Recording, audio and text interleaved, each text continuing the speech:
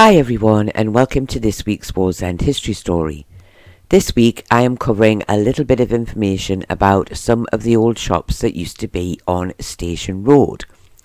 Now, just like the videos about the high street shops, this is not a full history, just a few little details and some of my memories of the shops in question and an up-to-date photo of the location now. And don't worry, I haven't finished with the high street shops just yet. I just fancied a bit of a change of location this week. I do hope that you will enjoy this video and find it interesting. The first shop I am going to talk about this week is one of my favourite childhood shops, and that is Milburn's. It maybe sounds a bit strange to say that I actually loved a paper shop, but I have so many memories tied up with this shop from my childhood and going in there with my family that I do remember it very fondly. But before I get to the Station Road shop, I do need to add that Milburn's once stood on High Street West, and it was part of the section of shops that were demolished to build the Forum in around 1965. Now, I'm not 100% sure if this was when they moved to Station Road, but they didn't move into one of the new shops in the Forum, and logic told me that they probably didn't want to wait that long, as the Forum didn't open until around 1966, before being able to have their shop open again. So it does kind of make sense to me that this would have been when they moved to Station Road.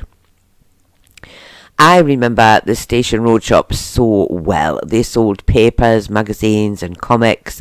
It was where I got my Bunty comic delivered from, and in later years things like Jackie and Smash Hits.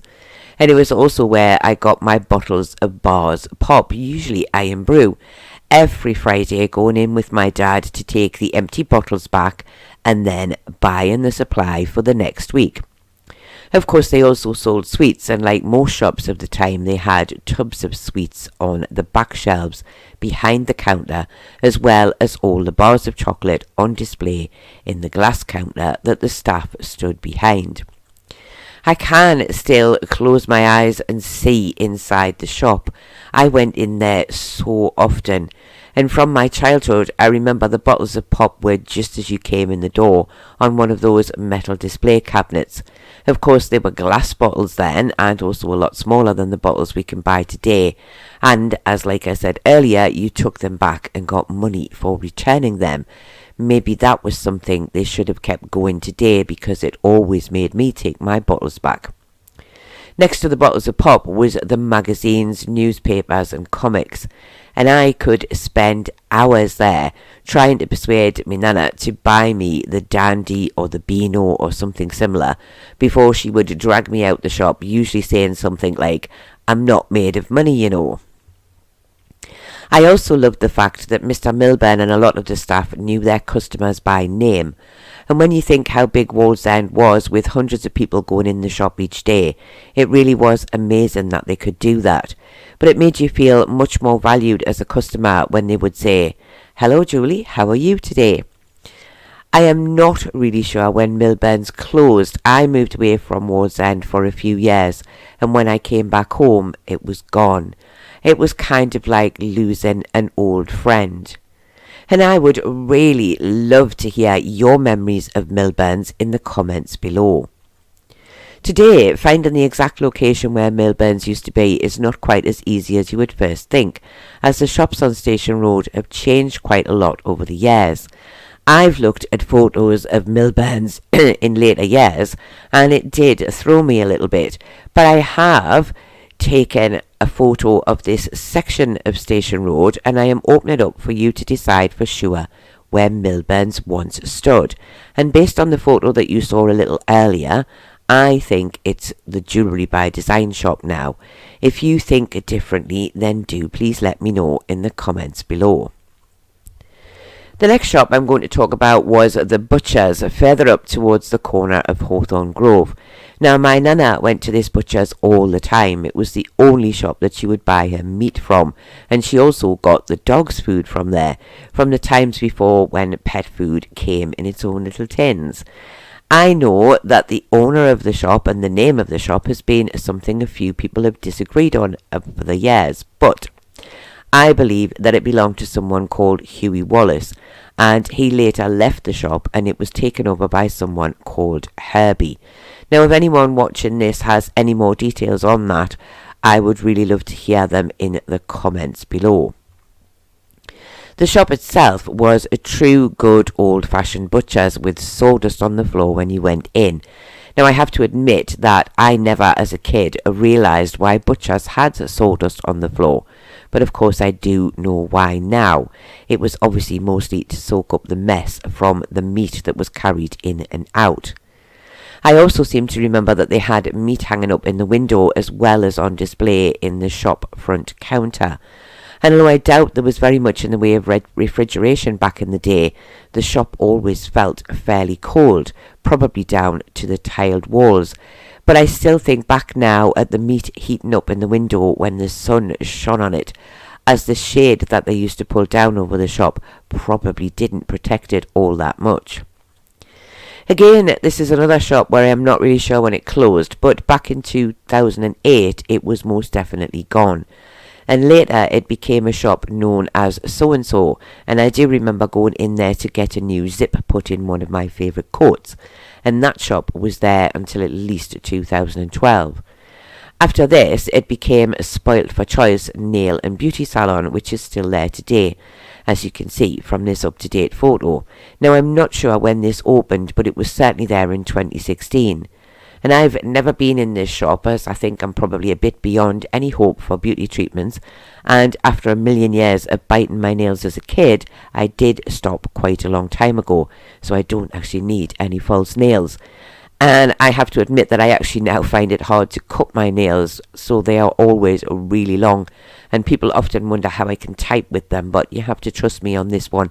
I actually find it harder to type when I snap them. And it's worth pointing out too that you will notice there's now 2 shops in this location where once there was only 1. Now, they didn't make the old butcher shop into 2. A new shop was actually built next door sometime between 2010 and 2012, which is probably why this area will look a lot different to you if you haven't lived in Wallsend for quite a while. Now, obviously, I couldn't do a video about the shops on Station Road without talking about Tompkins. This is probably one of the most popular shops in Wallsend when it gets mentioned on the Wallsend Memories Facebook group, and I have to admit that it was certainly one of my favourite shops. And this was a shop in 2 halves ran by Stan and Jane Tompkins. One side was all bikes and the other side was all records. Now, I didn't visit the bike side very often, but I certainly used the record side, and I absolutely loved this shop, and my weekly pocket money was often spent on a new record, so my 60 pence went a long way in those days. I actually bought my first ever record here, and I'm sad to say, for anyone interested, that the first record I bought was Puppy Love by Donny Osmond, which started a bit of a childhood obsession with the Osmonds. But I did branch out from the Osmonds in later years, moving on to Adam and the Ants, and then later Duran Duran. And I am sure that most of you listening will have memories of your first record or the bands and singers that you loved in the past too, and you might, like me, look back and think, what on earth did I like the Osmonds for? But going back to the shop, as I said, I don't remember much about the bike side as I didn't use it much, but I know that similar to the record side, it was jam-packed with everything and anything you could possibly need. And if Stan didn't have it, there was a fairly good chance that he could get it for you. And the record side was also jam-packed with hundreds of records, old and new, and Jane was always in what I kind of called her little cubbyhole. There was always music playing, and just like the bike side, if there was something you wanted and Jane didn't have it, she would do her best to get it for you. And I think that we only actually ever stumped her once, and that was actually down to my friend, who didn't know the name of the artist whose record she wanted, thinking that his name was something like Sammy Zodak. And trust me, you'd never have got it either, as it actually turned out to be Mike Oldfield and Tubular Bells.